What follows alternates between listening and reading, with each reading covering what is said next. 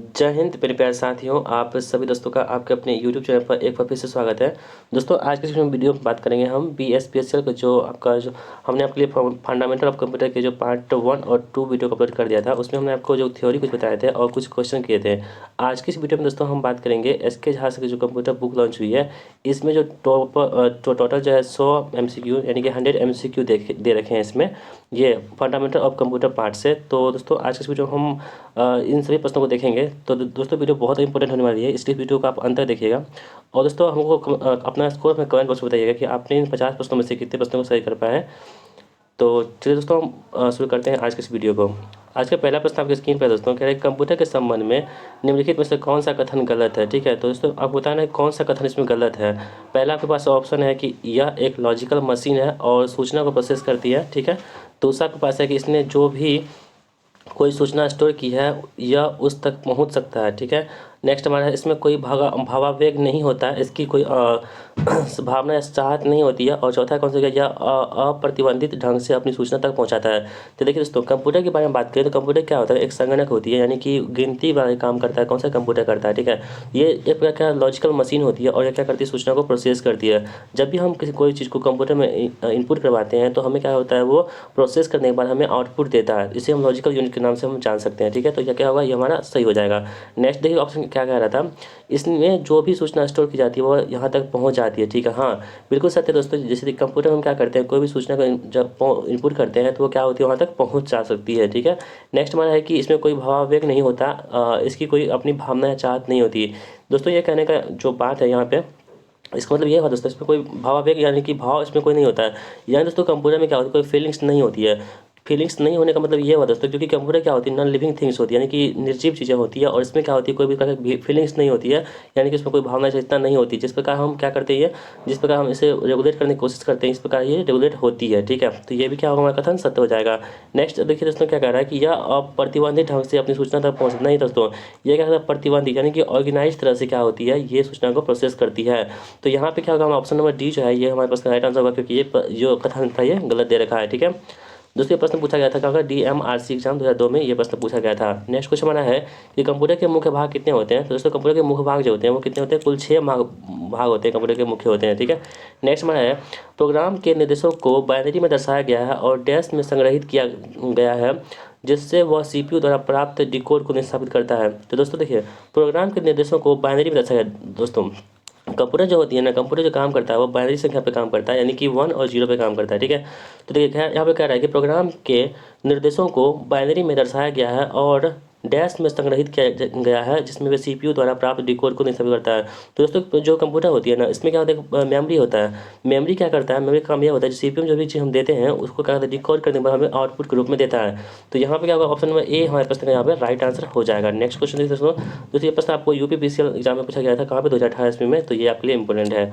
Next question हमारा होगा, निम्न में से कौन सा हार्डवेयर है सॉफ्टवेयर नहीं। ठीक है दोस्तों, यानी कि आपके पास जो 4 ऑप्शन दे रखे हैं, इसमें से 3 ऑप्शन ऐसे होंगे जो क्या होंगे, हमारा सॉफ्टवेयर होगा। लेकिन ठीक है, लेकिन एक जो होगा वो हार्डवेयर होगा। तो आपको ये चूज करना है कि हार्डवेयर कौन सा है इसमें। ठीक है, देखिए एक्सेल जो होता है कंप्यूटर में, एक्सेल क्या होता है, ये प्रोग्राम होता है ना, ये क्या होता है, सॉफ्टवेयर होता है। ठीक है, प्रिंटर ड्राइवर जो होती है ये क्या होती है, ये क्या होती है, सॉफ्टवेयर होती है। दोस्तों इसे प्रिंटर की बात करें तो प्रिंटर क्या हो जाएगा, हमारा प्रिंटर जो हो जाएगा वो हमारा क्या होगा, हार्डवेयर हो जाएगा। लेकिन जो प्रिंटर ड्राइवर होती है वो क्या होती है, सॉफ्टवेयर होती है। नेक्स्ट हमारा ऑपरेटिंग सिस्टम जैसे कि एंड्रॉयड ऑपरेटिंग सिस्टम होता है, जैसे कि iOS होता है एप्पल में, तो ये क्या हमारा तो सॉफ्टवेयर होगा। लेकिन दोस्तों कंट्रोल यूनिट जो होती है ये क्या होती है, हमारा ये क्या होती है, हार्डवेयर होता है, ये सॉफ्टवेयर नहीं होता है। तो right answer option number D यहाँ पे सही हो जाएगा। नेक्स्ट क्वेश्चन हमारा होगा, निम्नलिखित में से कौन हार्डवेयर नहीं है। यानी दोस्तों जो यहाँ पे हार्डवेयर नहीं है कह रहा है, यानी कि जो 4 ऑप्शन दे रखे हैं इसमें से 3 हार्डवेयर होंगे और एक हार्डवेयर नहीं होगा, तो वो कौन सा नहीं है ये बताना है आपको। देखिए कीबोर्ड हो गया, माउस हो गया, विंडोज XP हो गया और रोम हो गया।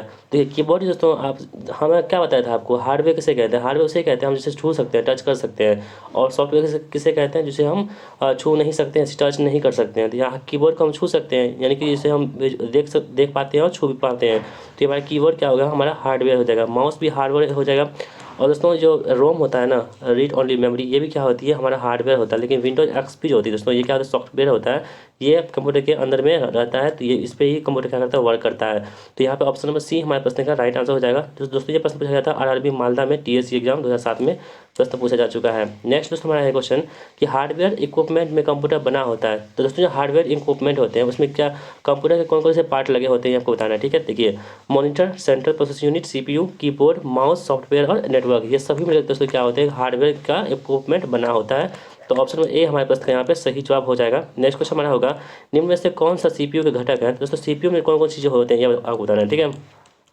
देखिए दोस्तों, सीपीयू क्या होता है ना, कंट्रोल प्रोसेसिंग यूनिट होती है, ठीक है, जिससे हम लोग कंप्यूटर का मस्तिष्क भी कहते हैं इसे। तो इनमें से कौन सा सीपीयू के घटक होते हैं, तो सीपीयू बनाने में क्या क्या लगता है, तो ये होता है एएलयू यानी कि arithmetic logical unit plus control unit. ये दोनों को हम जोड़ देते हैं तो क्या बनता है, हमारा सीपीयू बनता है, ठीक है। तो ये हमारा क्या होगा, ऑप्शन नंबर डी हमारे पास का राइट आंसर हो जाएगा। दोस्तों एएलयू क्या होता है, ये क्या होता है, अर्थमेटिक लॉजिकल यूनिट होती है, यानी कि जो अर्थमेटिक गणनाएँ होती है, गणितीय संक्रियाएँ होती है, इसी से संपन्न होता है। तो right answer option number D हो जाएगा। नेक्स्ट क्वेश्चन हमारा होगा, यदि आप अपने पीसी को कार्य क्षमता को बेहतर बेहतर करना चाहते हैं तो आपको निम्नलिखित को अपडेट करना पड़ेगा। यानी दोस्तों जो आपका पीसी होता है, एक पर्सनल कंप्यूटर होता है, जिसे आप लैपटॉप बोल सकते हैं। तो लैपटॉप को क्या कर सकते हैं, यदि कार्य क्षमता को बेहतर करना हो, यानी जो उसकी स्पीड है, कार्य करने की क्षमता है, उसको यदि स्पीड करना बढ़ाना चाहते हैं, अच्छा करना चाहते हैं, तो आपको क्या अपग्रेड करना होगा। जैसा कि दोस्तों आपको पता होगा, जो आपके फ़ोन में, जब मोबाइल फ़ोन में क्या होता है ना, अपडेट आता है, ना, उससे अपडेट करने के बाद क्या होता है, मोबाइल थोड़ा सा स्पीड में काम करने लगता है। तो इसी तरह से आपका जो पीसी है, पर्सनल कंप्यूटर होते हैं, उसको यदि आपको अपग्रेड करना होगा तो आप सीपीयू को अपग्रेड करेंगे। यदि आप सीपीयू को अपग्रेड करते हैं तो आपका कंप्यूटर जो है वो अच्छे से रन करने लगेगा, वर्क करने लगेगा, ठीक है। नेक्स्ट हमारा क्वेश्चन दोस्तों है कि वर्तमान में सीपीयू द्वारा निष्पादित प्रोग्राम और डेटा निम्न में से कौन स्टोर करता है। तो देखिए दोस्तों, सीपीयू जो होती है ना, सीपीयू का जो प्रोग्राम और डाटा होती है, इसको जो स्टोर करता है वो हमारा वो प्राइमरी मेमोरी स्टोर करता है, ठीक है। कौन होता है, प्राइमरी मेमोरी करता है। यानी कि ऑप्शन में क्या होगा, ए हमारे पास यहाँ पे राइट आंसर हो जाएगा। दोस्तों ये प्रश्न कहाँ पूछा गया था, यूपीपीसीएल में, पीसीसीएल में पूछा जा चुका है। नेक्स्ट क्वेश्चन हमारा होगा, एक हार्डवेयर डिवाइस जो डाटा को अर्थपूर्ण इन्फॉर्मेशन में परिवर्तित करता है उसे क्या बोलते हैं। तो दोस्तों जो हार्डवेयर डिवाइस होती है ना, जो डाटा को अर्थपूर्ण इन्फॉर्मेशन में चेंज करता है उसे क्या बोलते हैं हम लोग, प्रोसेसर के नाम जानते हैं। क्या कहते हैं उसे, प्रोसेसर के नाम से इसे हम लोग जानते हैं, ठीक है। नेक्स्ट क्वेश्चन हमारा होगा, डैश किसी भी कंप्यूटर सिस्टम का मस्तिष्क होती है। तो दोस्तों कई बार हमने आपको बता चुका है, जो कंप्यूटर का मस्तिष्क जो होता है ना, वो क्या होता है, सीपीयू होता है, ठीक है। तो ऑप्शन में सी हमारे पास यहाँ पे राइट आंसर हो जाएगा। नेक्स्ट क्वेश्चन वही है दोस्तों, कंप्यूटर का दिमाग किसे कहते हैं, तो सीपीयू को कंप्यूटर का दिमाग कहते हैं। नेक्स्ट क्वेश्चन हमारा कंपेयर। दोस्तों कंपेयर क्या होता है ना, ये क्या होती है, अर्थमेटिक लॉजिकल यूनिट, यानी कि एएलयू का जो है अर्थमेटिक कार्य होती है, उसे क्या बोलते हैं, कंपेयर के नाम से जानते हैं। जो right answer option number A में दे रखा है, ऑप्शन नंबर ए क्या हमारे प्रश्न का राइट आंसर हो जाएगा। नेक्स्ट क्वेश्चन दोस्तों हमारा है कि एक माइक्रो प्रोसेसर को की घड़ी आवृत्ति डैश में मापी जाती है। तो दोस्तों एक माइक्रो प्रोसेसर जो होती है, इसकी जो घड़ी आवृत्ति है उसे हम लोग क्या बोलते हैं, मेगा हर्ट्ज में मापी जाती है, ठीक है। ऑप्शन नंबर सी हमारे यहाँ पे राइट आंसर हो जाएगा। नेक्स्ट क्वेश्चन हमारा होगा, निम्नलिखित में से कौन सा वैध पैमाना सीपीयू की गति को नहीं दर्शाता है। दोस्तों कौन सा सब वैध पैमाना है जो सीपीयू गति को नहीं दर्शाता है, तो वो हमारा हो जाएगा कौन सा, देखिए हर्ट्ज जो है ना, हर्ट्ज होती है, मिम्स होती है और मेल्बोस होती है, ये सभी क्या होते हैं, सीपीयू की गति को दर्शाती है, जबकि जो बाइट होती है सीपीयू की गति को दर्शाती नहीं है। तो यहाँ पर राइट आंसर क्या होगा, ऑप्शन नंबर डी हो जाएगा। नेक्स्ट क्वेश्चन हमारा होगा, कंप्यूटर की संपादन क्षमता को मापने की इकाई क्या होती है। तो दोस्तों कंप्यूटर की क्षमता होती है, इसकी क्षमता जो मापने की इकाई होती है वो क्या होती है, RMIPS होती है, ठीक है। इससे हम लोग क्या करते हैं, कंप्यूटर की क्षमता को मापते हैं। ऑप्शन नंबर ए यहाँ पे राइट आंसर हो जाएगा। नेक्स्ट क्वेश्चन देखिए दोस्तों, कह रहा है कि निम्नलिखित में से क्या सीपीयू का एक भाग नहीं है। तो दोस्तों हमने बताया था आपको, सीपीयू जो होती है वो एएलयू प्लस जो कंट्रोल यूनिट होती है उससे मिलकर बना होता है। तो यहाँ देखिए मेमोरी हो गया, कंट्रोल यूनिट हो गया और एएलयू हो गया, ठीक है। तो इन सभी से मिलकर क्या होता है, सीपीयू बना होता है। लेकिन जो हमारा इनपुट यूनिट होती है इससे सीपीयू नहीं बना होता है, ठीक है। तो यहाँ पे ऑप्शन में क्या होगा, डी, जो हमसे पूछा जा रहा था कौन नहीं होता है, ऑप्शन में डी हमारे पास का राइट आंसर हो जाएगा। नेक्स्ट क्वेश्चन दोस्तों, कह रहा है कि सीपीयू का पूर्ण रूप क्या होता है, ये सेंट्रल प्रोसेसिंग यूनिट होता है, आप सबको कुछ पता होगा, ठीक है। नेक्स्ट क्वेश्चन देखिए, अर्थमेटिक ऑपरेशन क्या होती है। दोस्तों अर्थमेटिक ऑपरेशन में क्या होती है ना, जमा, घटाना और गुना होता है। जो दोस्तों अर्थमेटिक में क्या होता है, मैथ का काम हो गया। तो मैथ में क्या होती है, प्लस होती है, माइनस होती है, भागा होती है, गुना होती है, ये सभी क्या होती है, जो जितने भी क्रियाएँ होती है वो सभी क्या होती है, अर्थमेटिक ऑपरेशन के तहत होती है। तो यहाँ पे क्या होगा, ऑप्शन नंबर डी, जो इसमें दे रखा है कि में, जमा, घटाना और गुना भाग होते रहता है। तो ऑप्शन नंबर डी क्या होगा, हमारे प्रश्न का राइट आंसर हो जाएगा। नेक्स्ट क्वेश्चन दोस्तों क्या है कि कंप्यूटर क्या है। कंप्यूटर दोस्तों क्या है ना, आंकड़ों के भंडारण वाली एक सक्षम युक्ति होती है, ठीक है। आंकड़ों में विश्लेषण करने में सक्षम होती है, ठीक है, और पूर्ण गोपनीयता बनाने में सक्षम है, और जो कभी कभी वायरस द्वारा संक्रमित होते हैं, ये सभी के सभी दोस्तों क्या है, बिल्कुल सही है। यानी जितने भी कथन यहाँ पे दे रखे हैं वो बिल्कुल सही हैं, ठीक है। कंप्यूटर में ये सभी चीज़ें होती रहती हैं। अगला क्वेश्चन देखिए दोस्तों, कह रहा है कि निम्नलिखित में से कौन सा प्रश्न कंप्यूटर कंप्यूट करता है। तो दोस्तों कंप्यूट जो करता है ना, वो कौन करता है, CPU करता है, यानी कि सेंट्रल प्रोसेसिंग यूनिट करता है। कौन करता है, सेंट्रल प्रोसेसिंग यूनिट जो होती है वो PC में कंप्यूट करता है, यानी कि पर्सनल कंप्यूटर को। नेक्स्ट क्वेश्चन हमारा होगा, एक्यूमुलेटर डैश का एक समाकलित घटक है। दोस्तों एक्यूमुलेटर जो होती है ना, वो CPU का क्या है, एक प्रकार का समाकलित घटक होते हैं, ठीक है। यहाँ ऑप्शन नंबर ए हमारे प्रश्न का राइट आंसर हो जाएगा। नेक्स्ट क्वेश्चन हमारा होगा, CPU के 3 भाग होते हैं। दोस्तों कई बार प्रश्न आ चुका है, तो आई होप दोस्तों ये बात आपको समझ में आ गई होगी। CPU में क्या क्या होते हैं, वो ALU होते हैं, कंट्रोल यूनिट और मेमोरी होते हैं, ठीक है। इसे भी आप ध्यान में रखिएगा कि CPU में होते हैं ALU होते हैं, कंट्रोल यूनिट होते हैं और मेमोरी होते हैं, ठीक है। नेक्स्ट क्वेश्चन देखिए दोस्तों, कह रहा है कि रजिस्टर में नया डाटा लिखने की क्रिया क्या कहलाती है। तो दोस्तों रजिस्टर में जो नया डाटा लिखते हैं इसकी क्रिया क्या बोलते हैं, रजिस्टर की पहली अर्थवृष्टि मिटा देती है, यही प्रक्रिया इसमें होती है, ठीक है। नेक्स्ट क्वेश्चन देखिए दोस्तों, कह रहा है कि 25 नंबर आपकी स्क्रीन पर है। कह रहा है कि इनमें से कौन CPU का एक अनिवार्य घटक है। तो दोस्तों CPU का जो कौन सा अनिवार्य घटक है आपको बताना है। तो देखिए दोस्तों CPU में जो होते हैं कंट्रोल प्रोसेस यूनिट में क्या होती है, रजिस्टर जो होती है, रजिस्टर्स ये क्या होती है, अनिवार्य घटक होती है, यानी कि इसके बिना CPU का कोई भी अस्तित्व नहीं होता है, ठीक है। तो ऑप्शन नंबर डी हमारे पास यहाँ पे राइट आंसर हो जाएगा। नेक्स्ट क्वेश्चन हमारा होगा, निम्नलिखित में से कौन सा विकल्प CPU मेमोरी में शामिल होते हैं। तो देखिए स्केच पैड मेमोरी और कैश मेमोरी, ये तीन जो दोस्तों ये होती हैं, ये CPU मेमोरी में क्या होती है, शामिल होती हैं। तो ऑप्शन नंबर सी हमारे पास यहाँ पे राइट आंसर हो जाएगा। नेक्स्ट क्वेश्चन हमारा होगा, कार्यक्रम काउंटर PC रजिस्टर भंडार होता है, किसका भंडार होता है। तो निष्पादित होने वाली अगले अनुदेश का पता लगाने के लिए क्या इसका क्या होती है, भंडार होती है, ठीक है। ऑप्शन नंबर सी यहाँ पे राइट आंसर हो जाएगा। नेक्स्ट क्वेश्चन देखते कह रहा है कि कंप्यूटर की दुनिया 0 और 1 से निर्मित होती है। इस 0 और 1 को भंडारित करने के लिए प्रोसेसर के अंदर क्या होता है।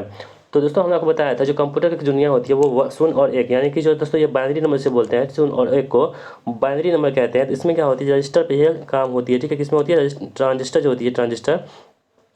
कंप्यूटर की दुनिया 0 और 1 से निर्मित होती है। इस 0 और 1 को भंडारित करने के लिए प्रोसेसर के अंदर ट्रांजिस्टर लगाया जाता है, ठीक है। ऑप्शन में क्या होगा, सी हमारे पास यहाँ पे सही जवाब हो जाएगा। नेक्स्ट क्वेश्चन दोस्तों देखिए दोस्तों, यहाँ पे क्या है कि किसी कंप्यूटर के में जोड़ने, तुलना करने और मिलाने के कार्य को कहाँ होते हैं। तो ये कहाँ होते हैं, CPU चिप में होते हैं। कहाँ पर होते हैं, CPU चिप में होते हैं। नेक्स्ट क्वेश्चन हमारा होगा, प्रमुख मेमोरी के समन्वय में कार्य करती है, कौन करती है, CPU जो दोस्तों क्या करती है, प्रमुख मेमोरी के समन्वय में कार्य करती है। नेक्स्ट क्वेश्चन हमारा होगा, कंप्यूटर का सबसे महत्वपूर्ण भाग क्या होता है। तो दोस्तों कंप्यूटर का सबसे महत्वपूर्ण भाग होता है वो क्या होता है, CPU होता है। नेक्स्ट क्वेश्चन हमारा होगा, कंप्यूटर के सेंट्रल प्रोसेसिंग यूनिट का फंक्शन क्या है। तो ये गणनाएं और प्रोसेसिंग करता है, ठीक है। यानी कि दोस्तों ALU होता है, इसमें कंट्रोल यूनिट होता है, और क्या होती है तीसरा क्या होता है आपको बताना है, ठीक है। कमेंट बॉक्स में देखते हैं यदि अभी तक कितनी बार हमने आपको बता चुका है। यदि आपने इस वीडियो को देख रहे हैं यहाँ तक, तो इसका आंसर हमें कमेंट बॉक्स में जरूर दीजिएगा दोस्तों, तब हमको पता चल पाएगा कि आप लोग इस वीडियो को यहाँ तक देखते हैं और कौन कौन देखते हैं, उसका सिलेक्शन पक्का होने वाला है, ठीक है। इससे आपका कन्फर्मेशन यहाँ से हो जाएगा हमको। अगला क्वेश्चन देखिए दोस्तों, क्या है कि निम्नलिखित में से क्या उच्च गति हाई स्पीड सूक्ष्म कार्य संपादक माइक्रो प्रोसेसर का एक उदाहरण है। तो दोस्तों वो कौन सा हो जाएगा, पेंटियम जो दोस्तों क्या होती है, ये एक प्रकार की सूक्ष्म कार्य संपादक माइक्रो प्रोसेसर का उदाहरण होता है, ठीक है। ऑप्शन नंबर ए वहाँ पे राइट आंसर हो जाएगा। नेक्स्ट क्वेश्चन हमारा होगा, निम्नलिखित उत्पादों में से कौन सा उत्पाद पेंटियम ब्रांड नाम से बेचा जाता है। दोस्तों क्या होती है, पेंटियम जो ब्रांड होती है ना, इस नाम से किसको बेचते हैं, तो वो बेचते हैं माइक्रो प्रोसेसर को, इस नाम से हम लोग बेचते हैं। नेक्स्ट क्वेश्चन हमारा होगा, सिलेरॉन पेंटियम और कोर क्रम प्रारूप है, किसका है, कंप्यूटर प्रोसेसर का प्रारूप है, ठीक है। कौन सा, सिलेरॉन पेंटियम कोर जो क्रम होती है किसका होती है, कंप्यूटर प्रोसेसर के होते हैं। नेक्स्ट क्वेश्चन हमारा होगा, इंटेल नाम का एक क्या है। दोस्तों इंटेल जो है ना, इंटेल आपने जरूर देखा होगा, INTEL। इंटेल दोस्तों क्या है, कंप्यूटर की एक कंपनी है, ठीक है। नेक्स्ट क्वेश्चन हमारा होगा, एक इलेक्ट्रॉनिक डिवाइस जो डाटा को इन्फॉर्मेशन में बदलते समय प्रोसेस करता है उसे क्या बोलते हैं। तो प्रोसेसर जो जिसमें प्रोसेस करने का काम किसका होता है, प्रोसेसर का होता है। तो आप इजीली यहाँ पे फाइंड कर सकते हैं। ऑप्शन नंबर ए हमारे पास का राइट आंसर हो जाएगा। नेक्स्ट क्वेश्चन हमारा होगा, कंप्यूटर में अधिकांश प्रोसेसिंग कहाँ होती है। तो दोस्तों कंप्यूटर में जो अधिकांश प्रोसेसिंग होती है वो कहाँ होती है, CPU में होती है। नेक्स्ट क्वेश्चन हमारा, अंक गणितीय एवं तार्किक लॉजिकल संक्रियाएं करने वाले संसाधक प्रोसेसर को क्या कहते हैं, तो उसे ALU कहते हैं, यानी कि अंक गणित है ना, तो अर्थमेटिक लॉजिकल यूनिट हो जाएगी, यानी कि ऑप्शन नंबर बी हमारे प्रश्न का राइट आंसर हो जाएगा। नेक्स्ट क्वेश्चन देखिए दोस्तों, यहाँ पे कह रहा है कि कंप्यूटर को दिए गए आदेश कमांड को क्रियान्वयन की क्षमता किसमें होती है। तो दोस्तों कंप्यूटर में दिए गए आदेश जो कमांड होती है, इसकी क्रियान्वयन की क्षमता जो होती है वो होती है अंकगणितीय तर्क इकाई में होती है। तो यहाँ पे ऑप्शन नंबर सी हमारा आंसर सही हो जाएगा। अगला क्वेश्चन हमारा है कि ALU कंप्यूटर के विकास में किसका एक हिस्सा होता है। दोस्तों ALU कंप्यूटर में किसका एक हिस्सा होता है, तो वो होता है प्रोसेसर का हिस्सा होता है। अगला क्वेश्चन हमारा है कि कंप्यूटर में किसकी सहायता से परिकलन करते हैं। तो दोस्तों परिकलन मतलब गणना करते हैं, किसकी सहायता से करते हैं हम लोग, तो ALU की सहायता से करते हैं। अगला क्वेश्चन है मेमोरी ALU के मध्य डाटा का अंतरण कराती है, वो कंट्रोल यूनिट के सहारे कराती है। अगला क्वेश्चन हमारा कंप्यूटर के किस भाग को नर्व सिस्टम कहते हैं। तो दोस्तों कंट्रोल यूनिट को नर्व सिस्टम कहते हैं, ठीक है। नेक्स्ट क्वेश्चन हमारा होगा CPU का वह भाग जो अन्य सभी कंप्यूटर की गतिविधियों को कोऑर्डिनेट करता है, उसे क्या कहते हैं, उसे कंट्रोल यूनिट कहते हैं, ठीक है। तो CPU का वह भाग जो अन्य सभी कंप्यूटर के गतिविधियों को कोऑर्डिनेट करता है, उसे क्या बोलते हैं, कंट्रोल यूनिट कहते हैं। ऑप्शन नंबर सी वहाँ पर राइट आंसर हो जाएगा। अगला क्वेश्चन हमारा होगा CPU और IO10 के बीच सिग्नलों के मूवमेंट को कौन नियंत्रित करता है। तो कंट्रोल यूनिट जो होती है वो CPU और IO के बीच सिग्नल को मूवमेंट करती है। अगला क्वेश्चन देखिए दोस्तों, मदरबोर्ड क्या है। दोस्तों मदरबोर्ड जो होती है ना वो सर्किट बोर्ड जिसमें CPU के अन्य चिप लगे होते हैं। दोस्तों आपने जरूर देखा होगा मदरबोर्ड को, यदि आप किसी भी चीज़ को खोलते हैं उसमें आपको मदरबोर्ड जरूर देखने को मिलेगा, जिसमें सर्किट बोर्ड और जिसमें CPU के अन्य चिप लगे होते हैं। तो ऑप्शन में क्या डी हमारे पास का राइट आंसर हो जाएगा। अगला क्वेश्चन देखिए दोस्तों, कह रहा है कि कंप्यूटर का वह प्रमुख हिस्सा से जुड़े एकीकृत सर्किट को क्या कहते हैं, उसे क्या दोस्तों मदरबोर्ड कहते हैं, ठीक है। अगला क्वेश्चन हमारा होगा कौन कंप्यूटर के किसी एक घटक से दूसरे घटक तक विभिन्न कमांड या कंट्रोल सिग्नल प्रसारित करता है, उसे बोलते हैं कंट्रोल बस के नाम से जानते हैं, ठीक है। और दोस्तों आज के इस वीडियो का लास्ट प्रश्न हमारा होगा SATA और IDA क्या है। दोस्तों SATA और IDA जो है वो क्या होता है, हार्ड डिस्क ड्राइव के प्रकार होते हैं, ठीक है। तो ये क्या होता है, ऑप्शन नंबर सी यहाँ पे राइट आंसर हो जाएगा। दोस्तों और प्रश्न होंगे तो कुछ वो भी हम देख लेते हैं, ठीक है। तो ये 55 प्रश्न होंगे यहाँ पे। तो अगला प्रश्न देखिए दोस्तों, क्या है कि USB का अर्थ क्या होता है। दोस्तों USB का फुल फॉर्म यहाँ पे बेसिकली पूछा जा रहा है। तो USB होता है यूनिवर्सल सर्च बाइट, ठीक है। ऑप्शन में क्या होगा USB यूनिवर्सल सर्च बाइट होती है यहाँ पे, ठीक है। तो यहाँ पे आंसर क्या होगा, ऑप्शन नंबर A यहाँ पे राइट आंसर हो जाएगा। अगला क्वेश्चन हमारा होगा कौन कौन संपूर्ण प्रणाली के लिए संप्रेषण नियंत्रित करता है। तो दोस्तों जो संप्रेषण जो नियंत्रण करता है, कंट्रोल करता है, वो कौन सा सेमी कंडक्टर करता है, ठीक है। सेमी दोस्तों कंडक्टर जो होती है वो क्या होती है, जर्कोनियम होती है, जर्मेनियम होती है, और जो सिलिकॉन होती है ये सभी क्या होती है, ये सभी क्या होती है, तो सेमी कंडक्टर होती है, वही क्या करती है, इसको नियंत्रण करती है। अगला क्वेश्चन हमारा होगा कंप्यूटर का मुख्य सिस्टम बोर्ड क्या कहलाता है। तो दोस्तों कंप्यूटर का जो मुख्य सिस्टम बोर्ड होता है उसे क्या बोलते हैं, ठीक है। तो दोस्तों कुछ प्रश्न जो होंगे यहाँ पे, ये आप यहाँ पे देख सकते हैं 53, 54, 55, ठीक है। ये भी आपको हम बता देते हैं। दोस्तों कुछ यहाँ पे मिस्टेक हो चुकी है, तो हम 51 नंबर से फिर से हम करते हैं क्वेश्चन को। तो USB का फुल फॉर्म दोस्तों क्या होता है, USB का फुल फॉर्म होता है यूनिवर्सल सीरियल बस। क्या होता है, यूनिवर्सल सीरियल बस होता है। तो ऑप्शन में क्या होगा, बी हमारे पास राइट आंसर होगा। दोस्तों हमने आपको ये बताया देते ये गलत है, यहाँ पे क्या होगा, यूनिवर्सल सीरियल बस होगा, ऑप्शन नंबर बी होगा। दोस्तों बहुत वेरी सॉरी दोस्तों, थोड़ी सी मिस्टेक हमसे हो चुकी है, इसके लिए बहुत सॉरी। अगला क्वेश्चन हमारा होगा कि कौन संपूर्ण प्रणाली के लिए संप्रेषण नियंत्रित करता है। दोस्तों वो जो होती है ना मदरबोर्ड करती है, कौन करती है, मदरबोर्ड करती है, ये सेमीकंडक्टर नहीं करती है। दोस्तों यहाँ पर ऑप्शन नंबर सी हमारे पास का राइट आंसर हो जाएगा। नेक्स्ट क्वेश्चन दोस्तों हमारा है कि कंप्यूटर का मुख्य सिस्टम बोर्ड क्या कहलाता है। दोस्तों तो कंप्यूटर जो मुख्य सिस्टम बोर्ड होते हैं उसे मदरबोर्ड के नाम से जानते हैं, क्या कहते हैं, मदरबोर्ड कहते हैं। अगला क्वेश्चन हमारा होगा कंप्यूटर का मुख्य पटल क्या कहलाता है। दोस्तों जो कंप्यूटर का मुख्य पटल होते हैं ना उसे हम लोग क्या कहते हैं, मदरबोर्ड के नाम से जानते हैं, ठीक है। दोस्तों आज की इस वीडियो का लास्ट प्रश्न हमारा होगा मदरबोर्ड से आपका क्या तात्पर्य है। तो दोस्तों जो मदरबोर्ड होते हैं ना ये क्या होती है, सर्किट बोर्ड है जो इसमें सभी एलिमेंट्स कनेक्ट होते हैं, ठीक है। ये भी आपको ध्यान में रखना होगा। तो दोस्तों इस प्रकार हमने इस वीडियो में दोस्तों कुल 55 प्रश्न बताए हैं, क्योंकि दोस्तों वीडियो थोड़ी लंबी हो चुकी है, इसलिए वीडियो को हम यही समाप्त करते हैं। दोस्तों इसका जो नेक्स्ट पार्ट हमारा होगा जिसमें 55 से आगे जो प्रश्न होंगे 100 तक, उसको हम कवर करेंगे। तो दोस्तों यदि आपको हमारी वीडियो पसंद आती है तो वीडियो को लाइक कर दीजिएगा और इस वीडियो को अपने दोस्तों में जरूर शेयर कीजिएगा। और हाँ दोस्तों यदि आप चैनल पर नए हैं तो चैनल सब्सक्राइब जरूर कर लीजिएगा, क्योंकि हमको आपको यहाँ पे इस तरह के कंटेंट डेली अपलोड मिलते हैं। तो दोस्तों मिलते हैं नेक्स्ट वीडियो में, तब तक के लिए जय हिंद, वंदे मातरम।